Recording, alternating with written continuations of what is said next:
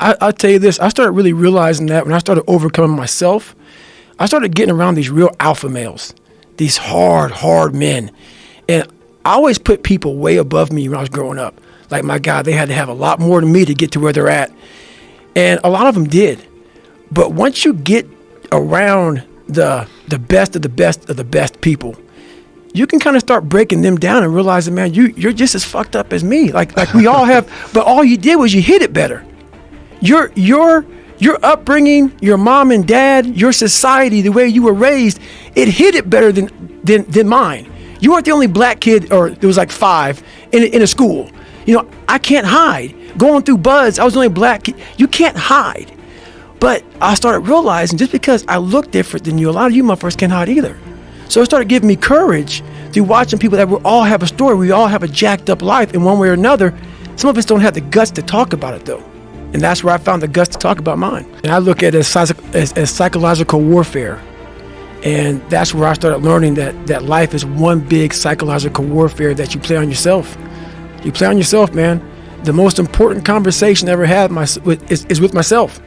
And the shit I was telling myself was so fucked up. It was so wrong. It was so misguided. And other people start to write that dialogue for you also. And it starts to be what you say to yourself every single day. And I started creating a whole nother warfare. A whole nother battle started becoming. I was like, oh, hang on a second, Goggins. You have these tools. You have these tools. Your life was basically the perfect grounds for training for where you need to go in your life. All the beatings, all the bullying, all the, you going through learning disabilities, all the struggles. It was the absolute perfect training ground for you to go to where you need to go. And that's how I started looking at my life versus woe is me, poopy pants, kick a rock down the street mentality. It was, God just hooked you right the fuck up. He hooked you right up, man, with the perfect place. You were training for the first 18, 19, 20, you were training for this stuff, man. You had the advantage of everybody else versus, my God, they're so above me. They came from a great family. Mom and dad love them. They didn't have to learn, they didn't stutter, they didn't struggle. No, man, your struggle is what made you who you are now. So I started flipping this into a whole different, I started being a master of what I was scared of. I was scared of my mind. And I became literally a master of that mind. And that's what from now on, it sets me apart from most people. I started diving into that. I used to look at my life from a different vantage point. And when you're in all the muck, and you're just walking in muck and walking in muck and walking in muck, you don't see that if you look off to the fucking left of the muck, there's a sidewalk, brother. Get off of it. You have your head down looking in this muck. Once I saw the sidewalk, got the sidewalk, I got a little break. And I got a different vantage point.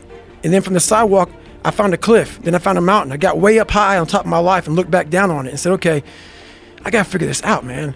I'm not going anywhere. I'm starting to lie. So when you have a messed up foundation, I started lying about everything. I wanted people to like me. I wanted to be accepted in some society of life, some social society. And I was like, man, this isn't the right way. I messed up here. I messed up here. I messed up everywhere. And so I realized the worst thing that happened to me is I lost myself. I never had myself. I never found myself. I had no self-esteem.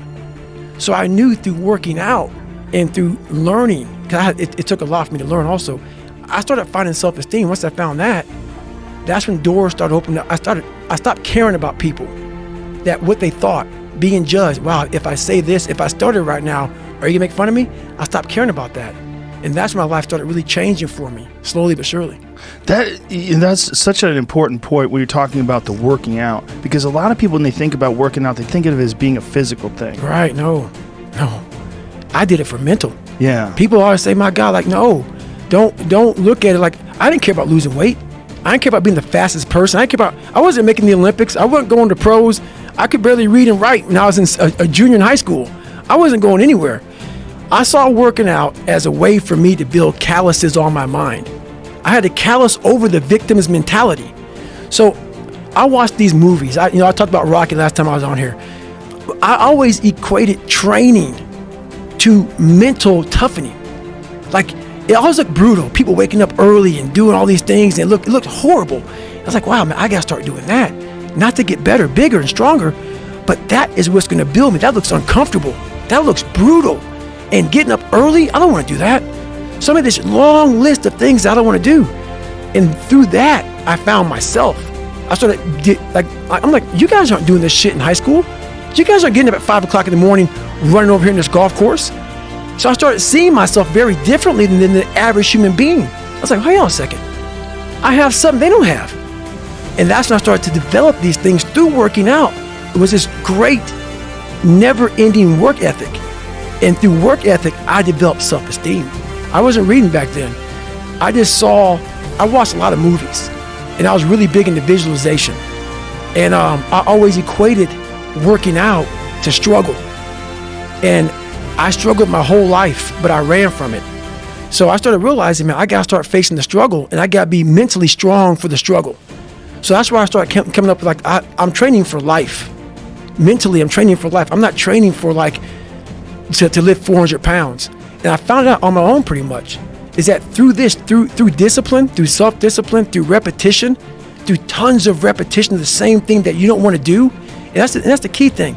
Through repetition of things you don't want to do, you develop mental, like an armor for your mind. Start to armor your mind, because your mind's like, okay, we suffer every day. It's what we do. We do stuff that sucks every day. So then when the suck stuff comes, you're ready for it. And that's how I started coming up. I just started being very uncomfortable. And now it's like just a way of life. My whole life. I mean, I don't know if people believe in God or what. I don't care what you believe in. There's been this unrelenting voice in my head. We all have this voice. It's the right or wrong voice. And a lot of times that voice guides us into comfort. And my voice guided me into comfort a lot. But I have this other voice I heard my whole life say, hey, motherfucker, what are you doing? Nah, man, we got to go over here. We got to go over here to that rock pile over in the fucking corner where nobody's at. That's where victory's at. We're over there in that corner.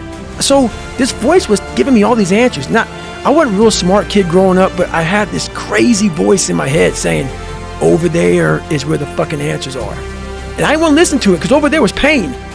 Over there was me looking in the mirror. Over there was me being accountable for all these things I went through my life. Even though people put them on me, it's now mine to own. And I didn't want to go over there by myself, but I had to. And this voice was guiding me there. It's God, whatever you want to call it. But that's what it was in me. I was a character. I was trying to find myself through a character. I was making different hairstyles and sagging my pants, and I was off. Man. I was a clown. I was a clown, and I was like, this is not where you're supposed to be in life, man.